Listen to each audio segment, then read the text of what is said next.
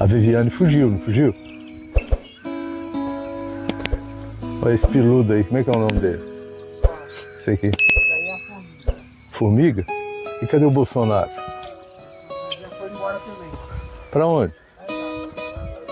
Aonde?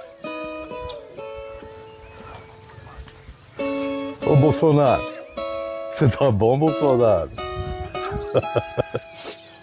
É, Bolsonaro, muito tempo que eu não te vejo. Tá? Você tá bom? Aí eu falei, eu vou montar uma tela aqui, porque esse aqui já tá parado há um tempão. Aí eu coloquei aquele fio nessa tela e Bota esse microfone aí no teu pescoço. Aí na camiseta. põe aqui, eu tô cheio de tinta. Beleza. Tá ligado? Tá. O que você tá pintando aí? Ah, eu tô Cachoeirinha? pintando Ah, nesse cachoeira. ângulo aqui, né? É. Ah, tá. Aí eu peguei essa parte aqui, que essa tela já tem um tempão que tá parada ali. Ah, E aí eu vou, enquanto a gente faz uma falaçãozinha aí sobre arte, eu vou fazendo a pintura dali. a arte da vida? É a arte do viver. O Bolsonaro me deu uma lambida aqui agora. Depois de uma dengue, tudo é vida. Você passou muito aperto com a dengue? Passei. Em Cachoeirinha. Daqui, com 2 anos de idade, meu pai mudou para uma fazenda, lá na Teu pai chamada... trabalhava de quê? Ele trabalhava como um retireiro. Retireiro. Aí saiu daqui e E fomos vocês lá eram pra quantos? Conquista. Vocês eram em quantos nessa época? Que teu pai, quando você tinha 2 anos, mas você não vai lembrar nada, 2 anos, né? Já tinha os 3 meninos. Eu Vocês e os são outros quantos? 2, nós somos 5. Mas as meninas já nasceram aqui de novo, quando voltou, muitos anos depois. E vocês foram lá, teu pai foi virar retireiro, você tinha uns 2 anos. Tinha uns 2 anos. E quando Aí que já você tinha começa a eu, o lembrar? Roberto e já tinha o Rogério. Nós E o tínhamos que 3 você meninos. lembra, assim, quando você começa a captar a vida? Com que idade, mais ou menos? Eu consigo captar a vida na volta. Quando a gente volta pra cá. Quando volta para Cachoeirinha. Então você nasceu em Cachoeirinha, Nasci em Cachoeirinha. com 2 anos você foi para uma fazenda, né? que teu pai foi Ficamos ser 10 anos fora. Aí... 10 anos? É. Então com 12 é que você começou a captar as coisas? Não. Esse 10 anos nós ficamos fora, você coloca aí. Por exemplo, se eu tinha 2 anos quando nós saímos daqui, de 2 a 3 anos, quando nós saímos, né, na verdade, não foram 10 anos, foram 7. Porque com 10 anos eu já estava aqui em Cachoeirinha. Foi quando eu comecei a estudar a 4ª série. A primeira série. Primeira série com 10. Mas assim, as brincadeiras de criança, a Então, ajuda na lida, quando você aí- começa a lembrar? Aí, nessa volta. Antes não, tipo 6, 7 anos, que era comum naquela época. Com 6, 7 anos. 7 anos eu tenho lembrança, mas só que a lembrança que eu tenho é muito pouca. Mas assim, de ajudar teu pai, não, né? Não. Era brincadeira. Com de 7 anos eu tava na... Ainda não tava... Eu não ia pro retiro com o pai. Uhum. Com 10 anos eu que ia pra roça com ele aqui. Aí quando vocês voltaram pra cá, teu pai já foi morar onde ele mora hoje ou não? Não. Nós voltamos pra cá, fui morar na casa do tio Zé, Ah, que ainda era do tal de Fiotim. ah. Aí nós moramos lá, de lá, aí o pai comprou a casa do Teófilo, uma casinha pequenininha do Teófilo ali onde ele mora hoje. Ah, tá. Isso eu já lembro. Aí dali, a parte que você lembra que você já começou a ajudar na roça e tudo ou não? Com 10 anos eu já lembro de E aí estar- você foi fazer o primeiro ano?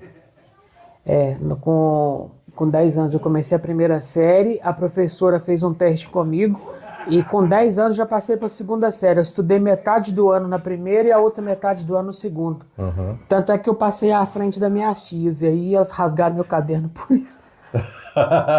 Com Porque raiva? a minha mãe, a minha mãe, ela alfabetizou eu e meus 2 irmãos. Ah, então na verdade você estava na roça lá, mas tua mãe estava ensinando, eu sei. Ela ensinava o que ela Que é uma sabia. coisa bem difícil, né? O que ela sabia, ela ensinou. Ah, tá. Então você foi pro primeiro ano aqui com 10 anos, já sabendo o que mais ou menos? Ler e escrever. Já? Que maneiro! Olha Ler, só. Eu já lia e escrevia. Tanto que eu chego no início do ano, o ano letivo já tinha iniciado, acho que eu chego no terceiro mês. E aí a professora me matricular na primeira série. Quando a professora fez um teste de leitura, eu dei conta da leitura. Aí ela já falou, não, você não vai ficar nessa turma. Era a mesma sala, tinha o primeiro e o segundo ano. Era tudo junto, né? Primeiro e segundo. Tudo junto. Aí ela já falou, não, você vai ficar na turma de segundo ano, porque você já sabe ler e escrever. Então naquele ano eu tirei a primeira e a segunda série. E aí, no outro ano eu fiz a terceira série. A quarta série eu tive que fazer lá na Olaria, porque aqui não Olaria, tinha. que é outro lugarejo, né? Perto daqui. Aí eu fiz a quarta Mas aí série. ia como pra lá? Naquela época não tinha transporte escolar. Eu ia a pé, Dá o quê? Uns 30 minutos? mais ou menos. E época de chuva, como é que ia? Ia também. Não faltava não. E você ia porque você queria aprender mesmo ou ia porque era obrigado? Não, eu queria terminar os meus estudos, né? Você já tinha esse intuito nessa época? Eu já tinha noção. Então, quando eu terminei a quarta série lá na Olaria, eu voltei aqui para Cachoeirinha, estava com 11 para 12 anos. E aí, como não tinha quinta série, na época, né, de quinta ao nono ano, não tinha, aí eu fui para a escola e ajudava o professor. A minha mãe colocou de novo na escola aqui. Na verdade, você está falando nono ano, mas é porque você está atualizado, porque você dá aula hoje em dia. Mas na época era quinta a oitava. Era quinta, oitava. Quinta, sexta, sétima, oitava. Né? Porque Então, hoje é sexta ou nono. Naquela época era de quinta a oitava, isso mesmo. Né? Aí como não tinha quinta série aqui em Cachoeirinha, e eu tava de 11 para 12, aí há 12 anos. Aí a minha mãe me botou na escola de novo, para não ficar sem fazer. Tua mãe já tinha uma noção muito boa de educação, né, pedagógica. Aí esse ano que eu fiquei na escola, depois de já ter terminado os estudos, eu ajudava a professora com as outras turmas. Ajudava a tomar leitura, corrigindo ditado. E como é que era antigamente essa sala de aula com duas séries juntas? Tinha até 3. Conseguia assimilar alguma coisa? E uma professora só. Conseguia, porque naquela época a gente tinha ainda esse respeito, né? A educação que os pais davam e mais o respeito da professora. Naquela época ainda existia a varinha de marmelo. Então se a professora batesse a varinha na mesa, todo mundo ficava calado. E a gente tinha aquele medo. Não era só o respeito, era medo também. Medo de apanhar ali e apanhar em casa. duas surras ao mesmo tempo não era legal. Então funcionava 3 turmas, primeira, segunda e terceira série, com a mesma professora dentro de um espaço só. E a única coisa que mudava era só a... Mas como que ela ensinava uma matéria? Ela dividia o quadro. Mas colocava aqui é o primeiro ano, aqui é o segundo. Que mas é terceiro. Explicava, e aí todo mundo pegava a mesma explicação ou não? Porque o que passa para a quarta não tem sentido na segunda. Então, mas aí o que acontecia? Como era uma professora só e 3 turmas, ela conseguia ensinar o que era do primeiro para o primeiro, do segundo e do terceiro.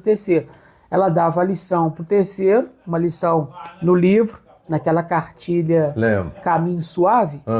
Então, trabalhava o Caminho Suave com uma turma. A outra turma ela dava um ditado, a outra turma ela dava matemática. E não dispersava? Você não... Não, porque eram poucos alunos, né? Eram três séries, mas não tinha 30 alunos. Não tinha 30 alunos, não dava nem 10 alunos. O interessante nessa história é saber que conseguia, né? Funcionava, conseguia e a gente aprendia.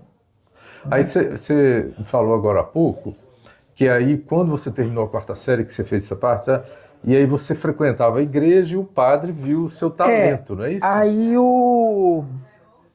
depois de um certo tempo já trabalhando na roça com meu pai, aí, por volta dos 16 para os 17 anos, dos 12 aos 17 anos, eu trabalhei na enxada com o pai na roça.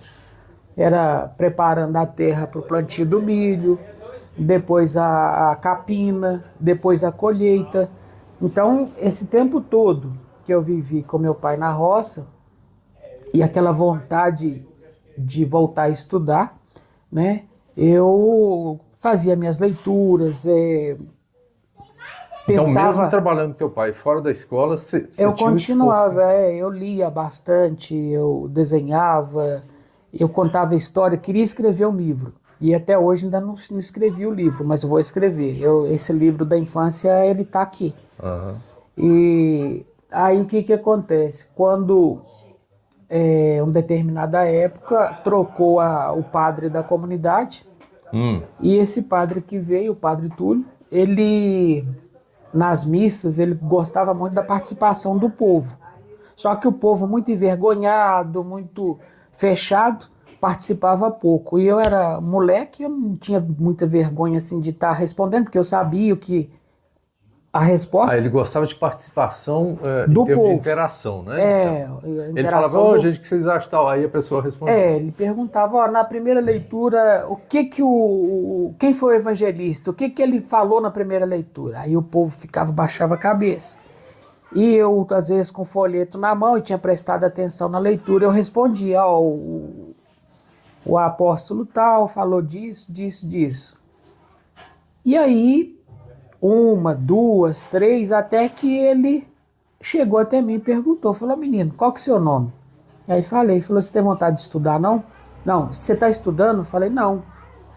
Eu parei já tem uns 5 anos, porque eu tirei a 4ª série e fiquei parado. Você tirou a quarta série lá pelos 15, 12 anos, 12 13. anos, 12. Isso você já estava com 17. 17.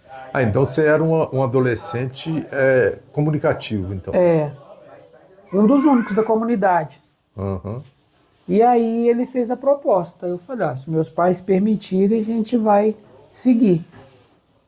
Aí pediu, meus pais permitiram, minha mãe permitiu, Para meu pai você não. ir estudar na cidade do padre, né? Estudar lá em Bertioga e concluir o ensino fundamental, né? Mas aí de 5ª a 8ª, aí você foi morar na casa do padre, você tinha todas as responsabilidades de estar morando numa casa paroquial. Mas eu fui também com o propósito de trabalhar. Ah, é? A Aí de cara igreja, você já arrumou um emprego? a igreja precisava de uma pessoa, de um sacristão. Ah. E durante um tempo eu fui, eu abria a igreja. Mas era remunerado? Era um Não, trabalho? não, Era eu em ia troca estudar. Eu ia ajudar a missa nas comunidades fora, né, que eram bastantes comunidades, então eu ajudava as missas. Ele gostava muito de animais, então ele tinha ganso, galinha, pato, uma cachorrinha, tinha esses bichos todos, então eu tratava desses bichos todo dia. Ah. Então eu estudava, mas eu trabalhava também. Só que era um trabalho assim que não era um trabalho Entendi. de ficar. Era coisa fácil de fazer, né? E Era fazer, né? Fazer. Era só para não ficar nas horas que ele não estava estudando, não ficar aquela hora omissa, né? Então, Tá, aí feito isso, você fez até a 8ª série lá? aí Na eu casa do fiz padre? o ensino fundamental completo Até o 3º ano? e fiz depois o ensino médio. Os Também 3 lá anos, morando na casa do morando lá.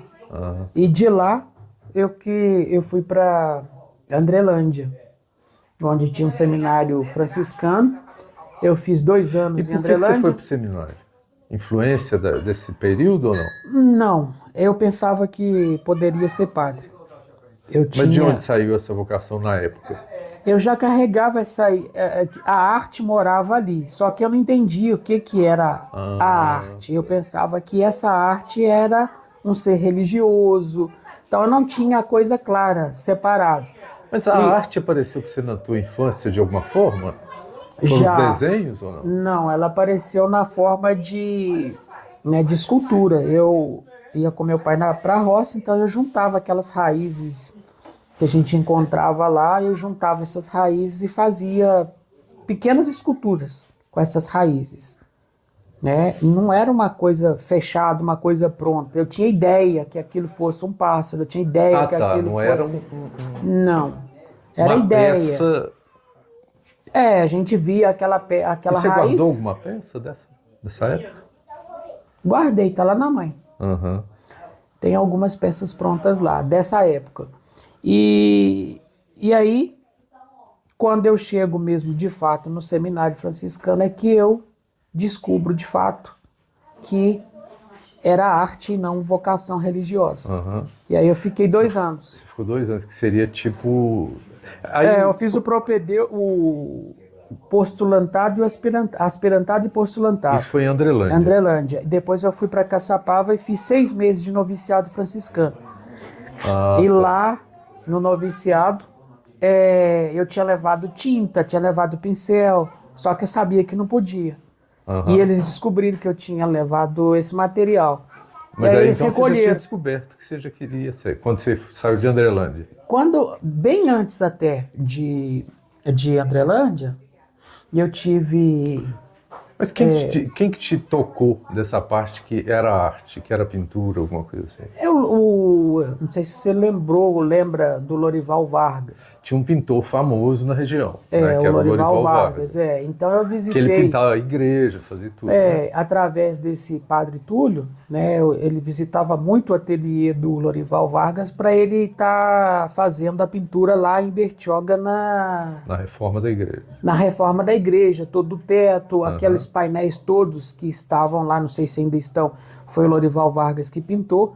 Então o padre visitava muito o ateliê dele para estar olhando essas obras, Sei. né, o andamento, se estava pronto, se tinha terminado. Entendi. E você ia junto. E aí, como ajudante na igreja, eu já estava caminhando com ele e ia junto. Então eu encontrava esse trabalho Mas ele te passou alguma técnica, o Lorival? Com o nessa Lorival Vargas eu tive 2 aulas de perspectiva.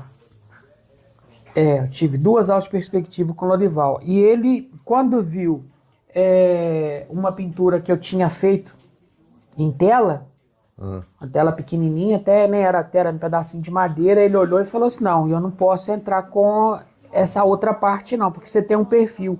Se eu entrar com a técnica minha, você vai me reproduzir e não vai desenvolver o seu talento. Então Entendi. ele deu esse chamado inicial também. E aí, através desses, né, um pouquinho aqui, um pouquinho ali, vai para o seminário e lá você tem esse material que eu falei anteriormente recolhido, aí eu me encontro. Interessante, o seminário devia ter aproveitado a tua arte e ela... Porque na verdade você estava lá por outro motivo, né? Eu estava para ser religioso. Aham. E eles sentiram que a pintura estava falando mais que as minhas provas, os meus resultados. E aí apareceu algum padre que foi te orientar e falou assim, olha, é melhor você seguir essa parte? Não, eu tomei a decisão sozinho. Eu vi que aí já estava com meus 25 a 26 anos, então eu falei, não, eu tenho que seguir meu caminho e meu caminho é a arte. E eu vou atrás dela. E aí eu venho para Barbacena, saio lá de Caçapava, venho aqui para Cachoeirinha, fico aqui uns 2 meses e depois eu vou para Barbacena. Teve um episódio de você conversar com teu pai para você escolher alguma área. Teve isso? Não teve uma parte? Uma vez a gente estava conversando, vocês falaram isso? Que você perguntou ao teu pai, o que ele achava? Não, isso aí foi quando o padre chamou. Quando o padre tá. chamou para ir para Entendi. estudar em Bertioga, meu pai falou, não, mas ele não precisa ir, porque ele sempre trabalhou comigo aqui na roça e aqui dá para ele tirar o sustento dele. Então ele não precisa de estudar. E essa fala do meu pai, ela foi uma fala que alguns anos depois ele se arrependeu muito. Ele foi na formatura eu me formei primeiro no curso de letras, né? Fiz letras. E na minha formatura ele chorou igual uma criança, porque ele lembrou, e depois ele me falou, eu lembrei naquela fala que eu tive, né? Que filho de pobre não formava, não tinha condição de formar, e você foi, conseguiu e tá aí. Então ele chorou. Na verdade, as pessoas quando assistirem isso vão entender errado, mas o que acontece? Os pais dão sempre o melhor deles, né? Então... Sim, para o meu pai, que é... Meu pai sabe assinar o nome dele e sabe muito bem matemática, mas ele não tem 4ª série de grupo. Então, na visão dele, o melhor para mim era ficar aqui. Era o que ele já conhecia, né? Era a experiência de vida dele, né? A bagagem de vida que o meu avô passou para ele. E hoje meu pai tem uma cabeça de pessoas que têm curso superior. Sim. Então é uma questão de evolução, né? Uma questão de evolução, uma questão de compreensão. Meu pai nessa época estava com 20, uns 30 e poucos anos, né? Que é ímpeto ainda, né? Meu pai casou com 21, de 21 para 22 anos. Tá, aí quando você resolveu sair do seminário lá, né? Lá Ir de para Barbacena Caçapava. aí você já foi trabalhar, estudar, como é que foi? Não, aí eu vim aqui para Cachoeirinha primeiro, depois, uns 2 meses eu fiquei aqui, né, chorando o passado, e foi bom esses 2 meses que eu fiquei. Mas nesses 2 meses, o que foi esse chorar ao passado? Chorar o passado porque a gente já tinha uma meta. Já estava né? em curso alguma coisa? Eu já estava no 6º mês de noviciado, com mais 6 meses eu me tornaria frei. Então eu cortei essa trajetória. E quando a gente corta, né, você está ali já estudando, você está ali preparando, né? E ter que recomeçar, e recomeçar sem ter um curso de informática, sem ter nada dos estudos que tinha aqui fora. Certo. Não tinha. Você veio para fora com Com 20, eu vim, né? com 26 para 27 anos. Tanto é que hoje, daqui a pouco tempo, eu vou ter idade para aposentar, mas não vou ter tempo de contribuição. Porque eu fui ter a carteira assinada pela primeira vez, eu estava com 27 anos. Então, com 27 anos, 1999, eu trabalhei numa loja de móveis, já comecei com arte. Porque eu comecei na área de projeto de cozinha. Tá. E então esse iniciar em projeto, isso ainda me deu mais incentivo, porque eu vi que poderia arriscar na arte. Aí fiz a faculdade de letras, mas doido para fazer artes visuais ou belas artes, só que Barbacena também não tinha nem artes visuais nem belas artes.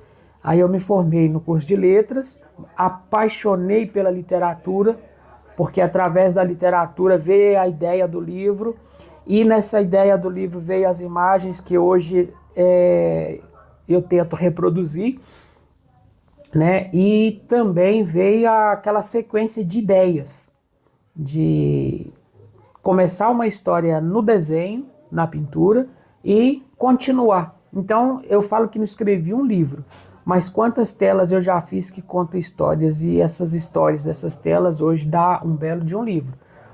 Porque a enxada, né, a ideia da pintura na enxada, ela também não nasceu no vazio. A primeira enxada que eu pintei está aí na parede. Essa primeira enxada pintada que está aí na parede, miudinha aqui. ela conta a minha história. Eu tive a oportunidade de negociar essa peça e não negociei.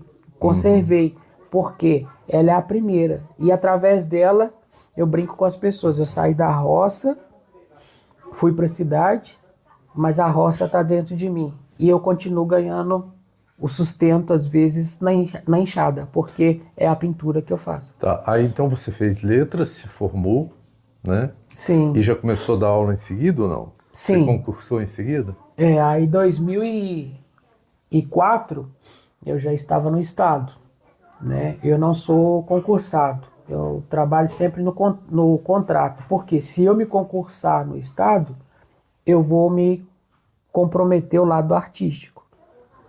Eu vou ter que ter uma dedicação exclusiva. E a arte, ela não me dá esse espaço. E hoje o teu rendimento, ele está junto às aulas que você dá e à arte que você faz ou não? Qual o percentual? Eu consigo agregar. Financeiramente, né? Qual o percentual? Financeiramente, hoje, a arte, ela é aquilo que eu não preciso. O rendimento que vem da arte é aquilo que eu não preciso. É o que sobra. É o que sobra. E esse que sobra é que me dá, né, a ideia de realização de alguns sonhos. Eu quero fazer isso. Então eu vou para a arte, pego o que ela me oferece, e esse oferecimento, né, da arte paga uma viagem, paga algumas melhorias na casa e outros investimentos. Porque da educação, né, como professor, é a base, é o salário base. Mas o que vem da arte não é que sobra. Não é uma sobra. É Tá, e quando que você casou? Eu casei em 2007. Eu casei em 2007. Como que foi a história do seu casamento? Ou seja, você conheceu a Viviane como? A minha esposa eu conheci através de uma pintura. Ela viu uma pintura no grão de arroz que eu tinha feito. Ah, que você pinta também no grão de arroz, né? É interessante falar isso. Aí ela viu essa pintura. Nessa época eu estava numa república. E quando ela viu a pintura, ela perguntou para o meu irmão se eu tinha condição, se como eu fazia aquela pintura, né, em miniatura ali no grão de arroz, se eu não conseguiria transferir uma imagem daquela para o fundo de um mostruário de relógio de pulso. Aí eu empolguei, falei, meu irmão chegou, né, contou toda a história, etc e tal, não conhecia. Aí falei, eu faço para a moça. Que dia que ela vem pegar? Ele falou assim, não, ela falou que assim que ficar pronta, que você deixa comigo um recado, alguma coisa, e aí ela vem pegar. Aí eu falei, não, eu quero conhecer a pessoa que fez o pedido. Então terminei a pintura e quando a moça foi buscar o resultado, né, a pintura feita no mostruário do relógio, eu a conheci. E aí eu agradei. Só que eu penso assim, né, a gente sempre agrada, mas não sabe se o outro agrada. Mas daí ia virar namoro? Daí, depois da pintura do relógio, foi... Acho que uns 2 meses depois, nós começamos na época era o famoso ficar. Só que uma coisa que é interessante, que alguém assistir hoje, ele vai projetar hoje no WhatsApp e tal. Naquela época não tinha, né? Então... Isso foi 2002. Então, não tinha WhatsApp, não tinha nada de tecnologia para aproximar, né? Não. Não tinha WhatsApp. Mal a gente tava começando a comprar celular, aqueles celulares tijolões lá. E... Tá, aí então você conheceu, depois de quanto tempo vocês casaram? Como é que foi? Então, nós nos conhecemos em 2002, início de 2002 por aí. Quando foi 2007, nós casamos. E aí ela também entrou na área de educação, né? Ela começou... Eu conversava muito com ela e sabia do potencial dela e incentivei. Falei com ela, faz um curso. Ela falou, eu quero fazer história. Falei, história é meio complicado aí, né? Aqui você vai ter que pagar, etc e tal. E você tem a UENG. Se você passar na UENG, você não vai pagar nada e vai fazer um curso superior. Aí ela escolheu pedagogia e encaixou no curso de pedagogia. Tanto é que ela fez a faculdade de História agora, terminou a faculdade de História, mas para aula para meninos do ensino fundamental 2 e o médio ela não gostou, porque ela se identifica com os menininhos menores na formação primeira dela, que é a pedagogia. Tá, aí tá. Então vamos lá. Aí você se casou e tal. Aí depois, de quanto tempo que você teve a ideia de construir essa casa aqui, no lugar onde você nasceu e você viveu? Aí de fato mesmo, 2009, nós compramos esse espacinho aqui, que era uma tirinha, um lotezinho. O pessoal da BR fez esses vários recortes. Isso aqui era do meu tio. E eles colocaram a cerca, deixando isso aqui para o outro, né, pro Toninho aqui, fazendo divisa deixou mais para ele. E meu tio veio aqui comigo, falei para ele, ó, essa tirinha aqui, se o senhor não negociar ou não fizer nada, ela já não é do senhor também, porque pela demarcação aqui, e eles tiraram a cerca, ficou tudo pro outro fazendeiro ali. Aí ele falou, não, isso é meu. Eu falei assim, então, se é do senhor, o que o senhor vai fazer com isso aqui? Ele falou, você quer ficar com isso aí? Eu falei, quero. Então nós negociamos. 2009, quando foi finalzinho de 2013 para início de 2014, nós começamos a construção do chalezinho. Né, os adobes foram feitos metade na casa da minha irmã lá embaixo na rua e o restante foi feito aqui. Eu fiz 2.700. Meu pai, quando viu eu mexendo com isso, ele falou para mim o seguinte, falou, meu filho, ó, pelo amor de Deus, te arruma um dinheiro, você compra o tijolo, compra uma lajota, que é mais fácil. Pra que essa loucura? E hoje ele vem aqui, quando vê isso aí tudo, ele fala, de fato, eu não posso falar muita coisa contigo, porque você é teimoso. Né? E olha porque eu acho que também na linguagem dele, essa questão da arte, porque isso é uma arte, né? Essa casa sua é uma arte, né? Eu acho que não cabe bem, porque para ele é praticidade, né? Põe o tijolo em cima do outro, põe a telha, pá. O valor de fazer o adobe, de ser o adobe, que é uma construção antiga, né? Então, muda tudo. Mas, e aí você construiu aqui, e aqui aumentou a sua inspiração na arte ou não? Aqui é um celeiro de arte, né? Aqui é o lugar onde eu busco energia, busco inspiração, busco na oração também encontrar com o ser superior, que é Deus para mim, né? Cada pessoa dentro da sua religião tem o seu centro de inspiração, o seu centro de oração e de encontro. Então aqui eu tenho essa paz de espírito e encontro esse livro aberto que é a natureza aí fora, com técnicas, com aulas que só a natureza consegue passar para a gente, né? O outro ser humano, eu acho que não teria como. E o que eu tento reproduzir é o que eu vejo. O que eu tento reproduzir na pintura, esse colorido é o colorido do céu da tarde, que as pessoas às vezes encantam com laranja e amarelo. Esse laranja e amarelo é o que eu tenho aqui no entardecer. Né? Essa parte de trás da casinha aqui fica toda alaranjada, toda amarelada, dependendo da época do ano. E a natureza é essa forma de inspiração. A outra está até roncando aí. Aqui. Uma ronca de lá, o outro deita de cá. E é tudo criatura que vem pela estrada. Tanto os dois foram soltos aí. Eles foram soltos e vocês adotaram meio que automaticamente. Eles que nos adotaram, né? E o pessoal comenta lá embaixo, de quando vocês chegam, os cachorros vêm tudo para ficar com vocês, é isso? A gente chega e eles fazem uma festa danada, porque além da ração que a gente traz carinho também. E eles sabem disso, né? Então eles ficam todos loucos para subirem com a gente. E aí fica aí, os dias todos que a gente fica. E o dia que vai embora é um chororô danado. Porque... é? Tá, moça, dá um chororô danado. Porque... apegou. O apego, né? A forma que eles têm de ficar com a gente também. Então, aqui, quando vai tem chororô, e de lá, quando vem, tem chororô. Porque lá é um gato. Viviane está escutando aqui atrás, mas ela não gosta de aparecer, não. Então lá, quando vem embora, deixa o gato, chora. Deixa o gato, chora. E aqui, quando volta, deixa os bichinhos aí de 4 patas, chora de saudade. E eles também choram.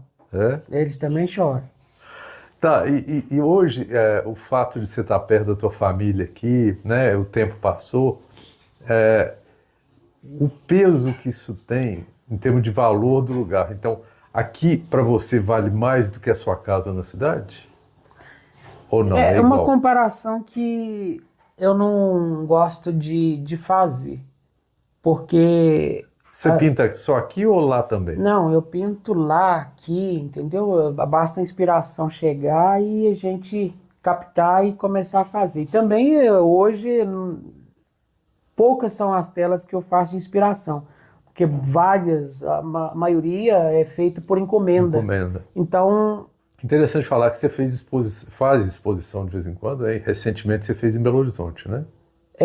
Essa de Belo Horizonte abriu um grande leque no mundo das artes, porque a gente foi incluído, né? Foi incluído num grupo de artistas dentro do país hoje, e são artistas que falam a mesma linguagem que a minha, né? Porque alguém lá em 2002 falou para mim que eu tinha um estilo naif.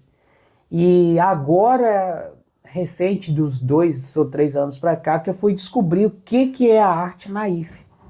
E eu tô nesse grupo de artistas naifes. Então, somos contadores de histórias e cada um focado na região onde nasceu. Certo. Então, quando você fala dessa bagagem cultural... Que é naif? A arte naif significa arte ingênua. É uma arte que ela não se preocupa com a técnica, com o academicismo, né, com a academia. Ela procura contar uma história, mas com figuras tortinhas, com rabiscos, às vezes, Isso que surgiu imitam uma naturalmente pessoa. em você, não foi programado nada. Olha, eu não programei nada, né? Porque é aquela vontade de virar artista, de ser artista, que me fez o que eu sou hoje.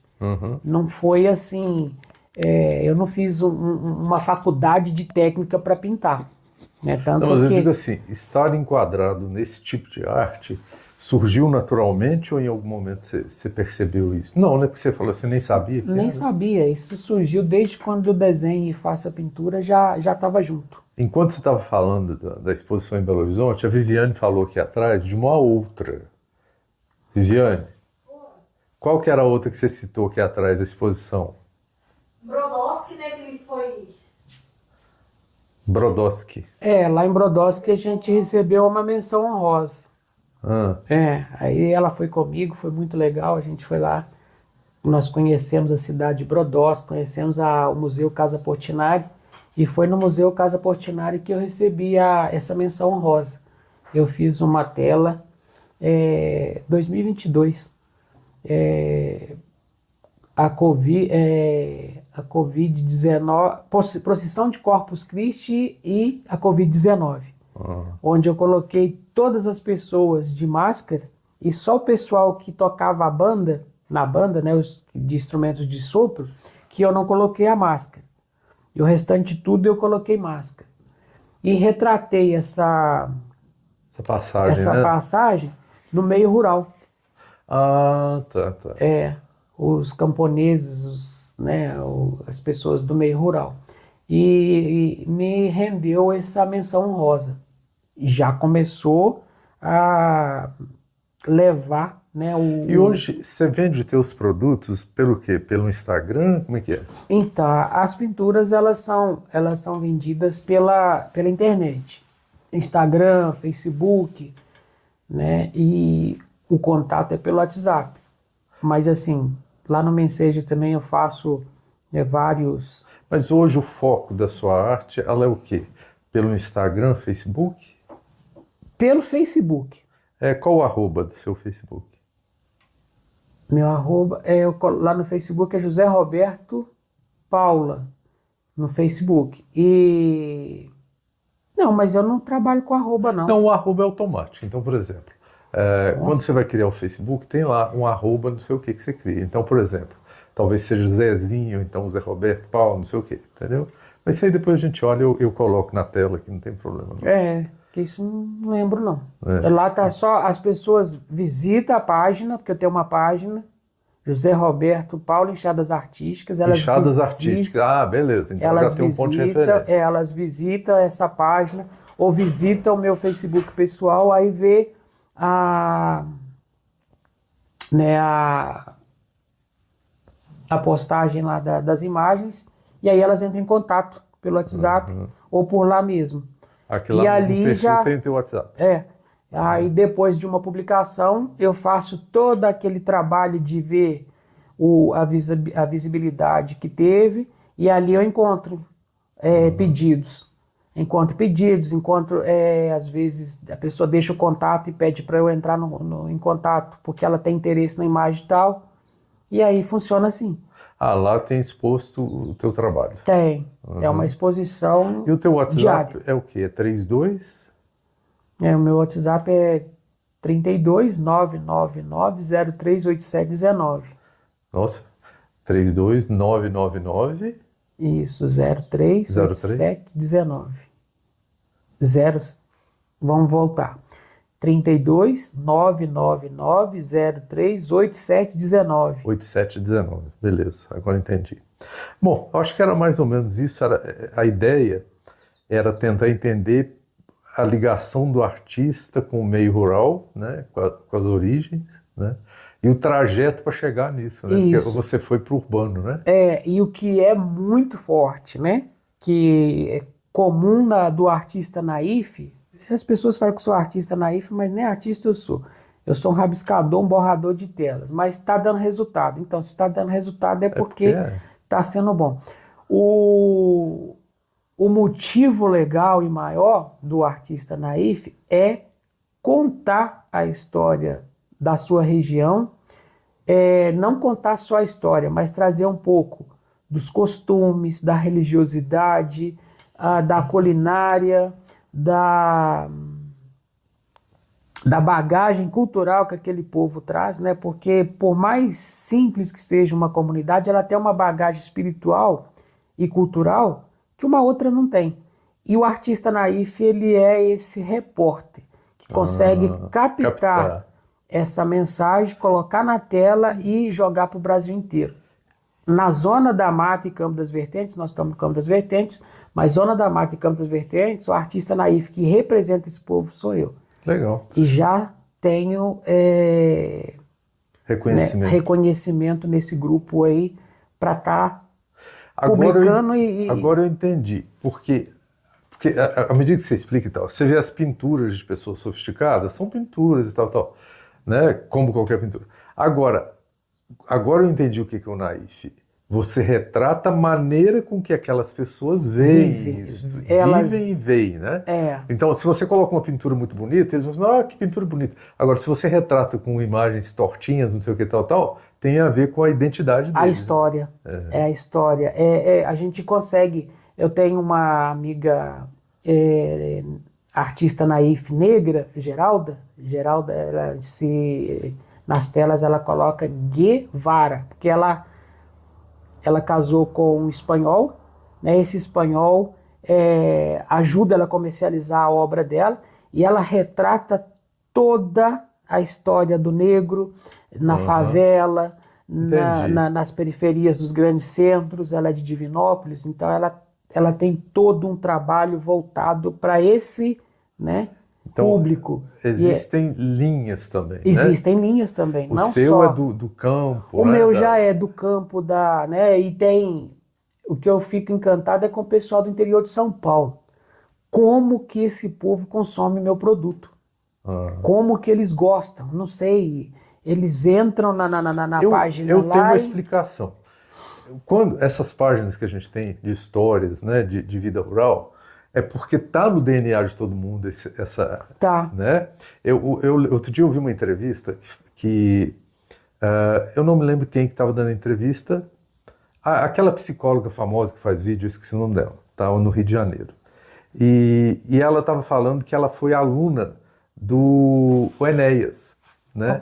E que o Enéas falou que dentro de uma célula tem milhões de informações, né, que a gente carrega, que são 500 mil livros dentro de um como se fosse um pequeno tronco de DNA. Assim. Um tronco de DNA. Então eu acho que o pessoal de São Paulo, e eu entendo isso, os consumistas desse conteúdo de vídeo, são a maioria São Paulo, Belo Horizonte, são capitais, a maioria deles. E tá lá no DNA deles essa história lá atrás, eles não entendem. Então, eles se sentem confortáveis ao assistirem esses vídeos, ao verem essas telas, entendeu? Eu acho que é isso. Né? Eles gostam. Né? Eles gostam e eu tenho, assim, um prazer e uma felicidade enorme em atender os pedidos que eles fazem, né? E tá agradando, porque o sentido maior, né? Ainda mais a gente que não tem tanto tempo assim na vida artística, assim, eu já faço arte desde criança, pessoa, né? Desde eu a acho infância. Será que existe a experiência como artista? Será que não é? Ela já nasce com aquilo? Tem artista que não nasce artista. Ele se torna. Tem artista que se torna artista por paixão. Tem outros que nascem. Tem outros que não dão continuidade a esse, né, vamos falar assim, esse gene da arte, a pessoa não dá continuidade, então ela morre. Essa vocação artística morre. Outros não tem, igual eu falei, não tem e desenvolve, né, com o passar do tempo. E é assim. cada um tem uma experiência, né? E quando eu falo assim de vida artística, por exemplo, na minha família eu tenho uma tia que faz tricô, crochê, desenho com tinta de tecido, mas ela nunca me deu uma aula disso, nunca pedi, né? E na infância eu tive também o famoso candonga, Antônio Francisco da Silva, que era um senhor que fazia desenho nas portas com carvão, depois esculpia com canivete, e esse senhor me inspirou muito. E ele me ensinou. Mas de onde que ele é? Ele é aqui de Cachoeirinha. Ah, é?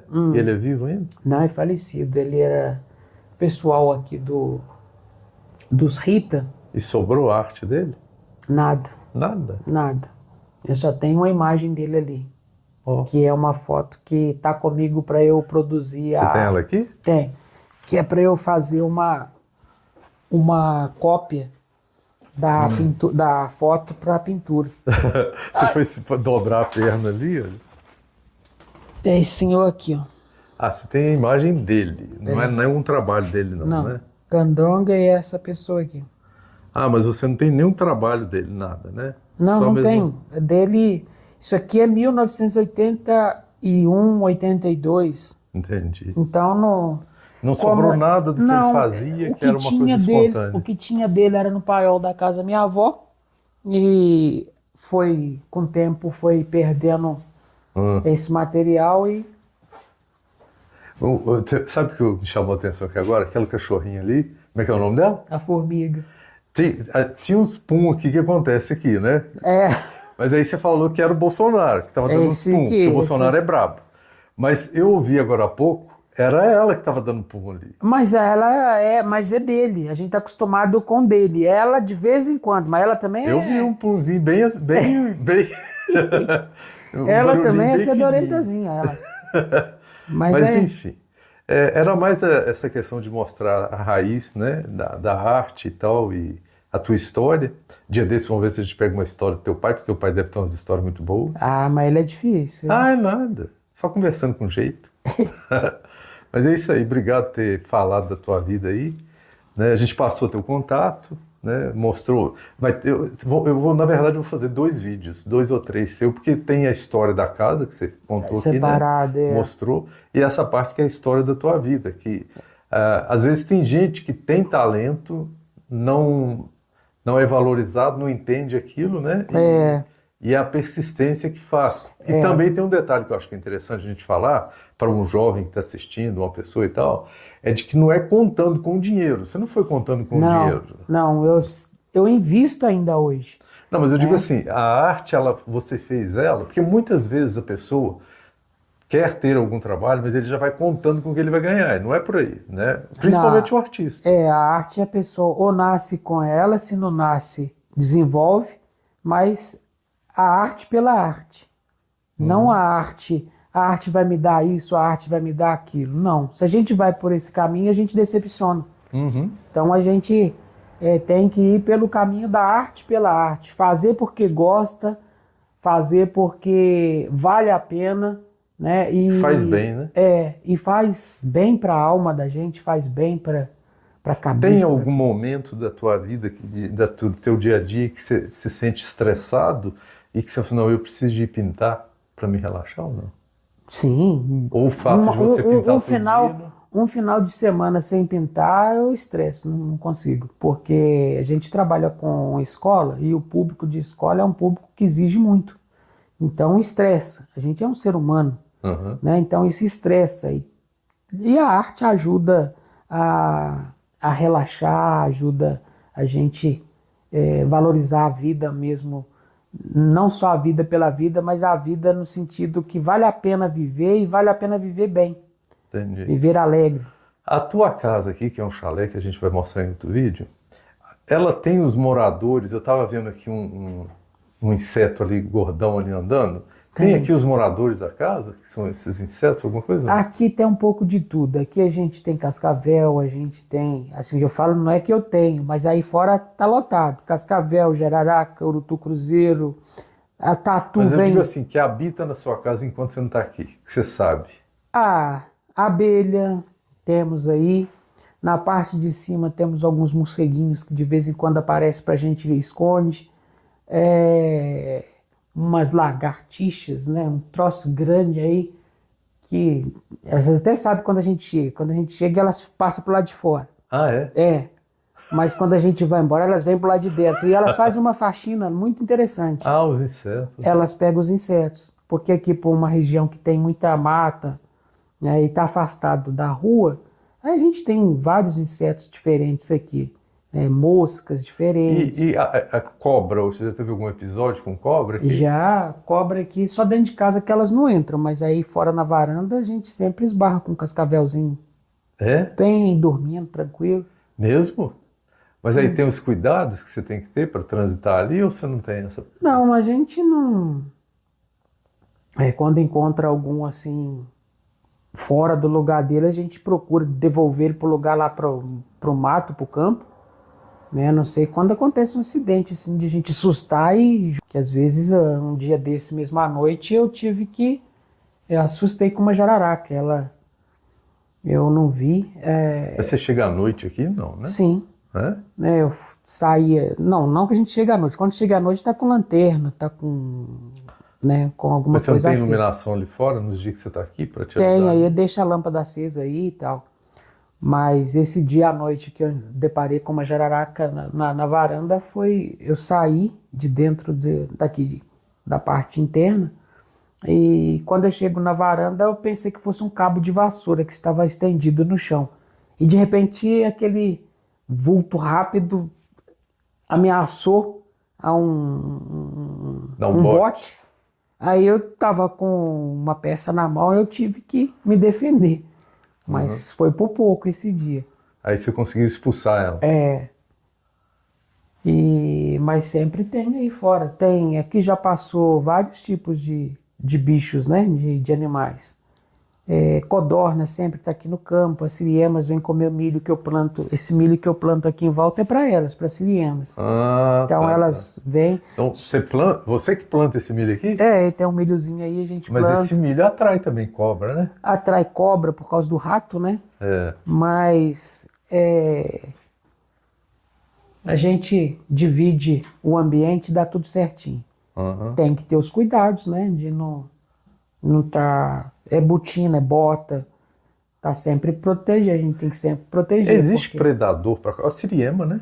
Tem a siriema e o gavião, né? Aqui tem os dois. Tem a siriema que vem sempre e tem também os gaviões que... Você chega a acordar com barulho de siriema aqui, ó? A gente tem vídeos, tem fotos delas aí fora. Até em cima do giral ali, da mesa ali fora tem. Elas batem na porta com o bico na parte de vidro. Elas batem. Mas aí, isso acontecia. Agora não acontece mais porque os vigilantes... Aqui. É o tempo todo grudado, então eles defendem aí. O território aí fora eles defendem. A gente deixa água, deixa tudo aí fora e elas vêm. Entendi. Beleza. Obrigado pelo vídeo aí, né? Você quer passar uma mensagem pessoal sobre a tua arte, alguma coisa assim? A arte né, a arte, ela não tem muita explicação, né? A gente vive com ela, respeita muito o lado artístico de cada artista aí fora, e cada um faz aquilo que gosta, aquilo que tem a vocação, que é chamado. E o meu chamado, eu não sabia, é para ser artista na IFE, e essa arte na IFE, ela deu muito bem comigo, porque eu já era e não conhecia. E essa antes de você simplicidade conhecer, como que você se via? Então, você se via antes estranho ou não?